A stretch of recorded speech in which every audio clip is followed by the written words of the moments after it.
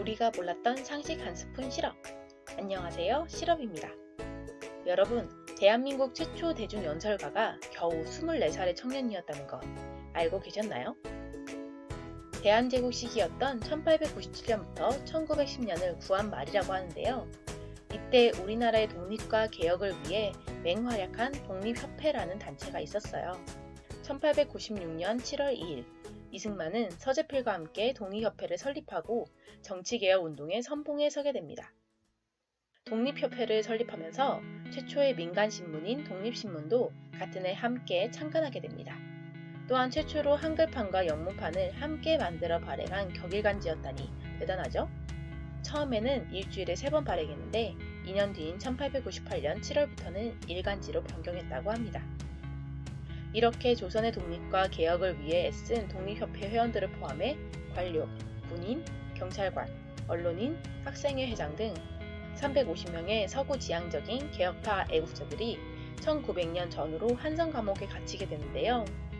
이 사진의 가장 왼쪽이 중죄수 복장을 한 29살의 이승만, 그리고 독립협회 회원인 안국선, 이상재입니다.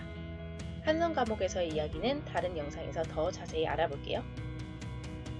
다시 돌아와서 여러분, 지난 영상에서 소개했던 배제학당 졸업생 이승만이 1898년 1월 1일에 창간한 협성의 회고와 같은 해 연달아 창간한 최초의 일간지 매일신문, 제국신문 기억나시죠? 이승만은 여기에서 멈추지 않습니다. 독립협회에서 같은 해인 1898년 3월부터 만민공동회라는 대중집회를 엽니다.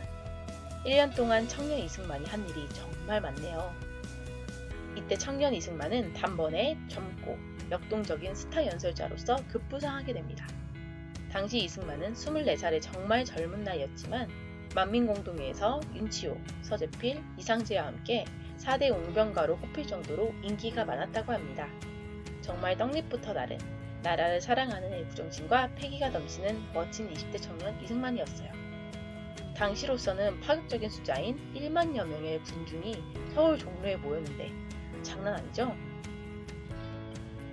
만민공동회에서는 러시아의 침략 정책을 비판하고 대한제국의 자주독립권을 지키자는 결의안을 정부에 건의했다고 해요. 당시에 친러파가 나라를 들었다 놨다 했는데요. 러시아는 친러파 인사들을 통해 우리나라 영토와 이권을 빼앗고 점점 고종 정권에 엄청난 영향력을 끼치고 있었습니다. 심각성을 인지한 일본이 우리나라를 하루빨리 개화시키고 청과 러시아에 휘둘리지 않고 독립국가로 자리잡아 대항할 수 있도록 끊임없이 노력했는데요. 당시 일부 개화파만 함께 애를 쓰고 고종 정권의 전혀 국제정세를 파악하지 못하고 있었어요. 오죽하면 툭하면 청에게 조선은 청의 속국이다 라는 말만 듣고 심지어 고종 본인도 그렇게 밝히기도 했습니다.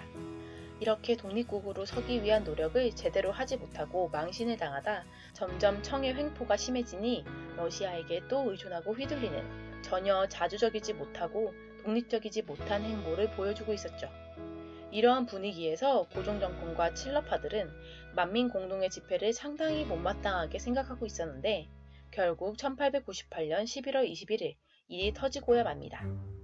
이승만이 궁궐 앞에서 군중을 모아놓고 정부를 개혁해야 한다는 연설을 한참 하고 있을 때 수많은 보부상들이 그 집회를 습격한 거예요. 갑자기 친러파도 아니고 왜 보부상이냐?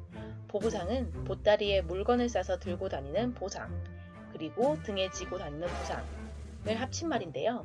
도로와 운송수단이 발달하지 못했던 시대에 그들의 역할은 결코 적지 않았다고 합니다. 지금의 택배 기사님들이라고 볼 수 있겠죠? 조선에서는 국가가 전국적인 조직망을 통해서 보부상들을 보호하는 한편 국가적인 과제에 동원하기도 했는데요. 동학혁명 당시에도 관군으로 동원되어 혁명군과 싸우기도 했습니다. 대한제국 시기에는 보부상들이 황국협회라는 조직으로 결성되어 있었는데요. 물건을 들고 혹은 지고 먼 거리를 이동해야 했던 만큼 보부상들의 체력은 장난이 아니었겠죠? 국가의 물리력으로 동원될 만큼 전투력이 뛰어나기도 했다 보니 고종과 친러파들은 독립협회 만민공동회 현장에 보부상들을 투입하게 됩니다. 결국 만민공동회 집회는 순식간에 난장판이 됐고 몰려드는 보부상들 틈에 끼어 이승만 역시 주먹다짐을 벌였습니다. 사담이지만 청년 이승만의 발차기 실력이 아주 좋았다고 하네요. 하지만 보부상들이 몽둥이를 들고 때로 덤비니 그 습격 사건에서 결국 3명이 즉사하고 부상자도 정말 많았다고 합니다. 그런데 이때 정말 신기한 일이 벌어졌는데요. 누군가 이승만을 탁 잡으면서 이승만 씨, 그리로 가면 죽습니다. 살려거든 보부상들을 향해 뛰시오. 라고 말했다고 해요. 그래서 그 말이 들리는 쪽으로 뒤를 돌아봤는데 아무도 없었고 이상하게 여긴 이승만은 왠지 그 말을 들어야 할 것 같아서 뭔가에 홀린 사람처럼 보부상들을 향해 걸어갔습니다. 보부상들은 이승만을 태연하게 자신들 쪽으로 걸어오니까 시위대가 아닌 일반 시민인 줄 알고 자연스럽게 길을 비켜줬다고 해요. 이후 사태가 마무리되고 인원 점검을 했는데 이승만이 안 보이니까 만민공동의 사람들은 이승만이 앞장서서 싸우다 사라졌다며 깊은 슬픔에 잠겨 있었습니다. 그런데 그때 갑자기 이승만이 멀쩡해서 살아서 등장한 거죠. 얼마나 사람들이 놀랐을까요? 하지만 만약에 그 보이지 않는 손이 이승만을 붙잡고 말해주지 않았다면 끝까지 이승만이 보부상들과 치열하게 싸웠을 것이고 아마도 그는 이 습격 때 살아남기 어려웠을지도 모릅니다. 그렇다면 지금의 자유대한민국은 세워지지 않았을지도 모르고요. 생각만 해도 너무 아찔합니다. 이승만 대통령이 이후에 자신의 자서전에서 젊었을 때부터 수도 없이 죽음의 위기를 겪었는데 그럴 때마다 보이지 않는 손이 나를 지켜줬다고 회고했다 하네요. 21살에 처음으로 배제학당에서 자유민주주의를 배우고 졸업 후에 바로 삶에 적용하는 청년 이승만. 정말 대단하지 않나요? 실천하는 자유시민이 무엇인지 제대로 보여주는 멋진 우리 시대의 롤모델입니다. 오늘은 대한민국 건국 대통령의 청년 시절 최초의 20대 대중연설가 이승만에 대해 알아보았습니다. 우리가 몰랐던 상식 한 스푼 실업. 오늘도 실업과 함께 해주셔서 고맙습니다. 우리 또 만나요. 안녕.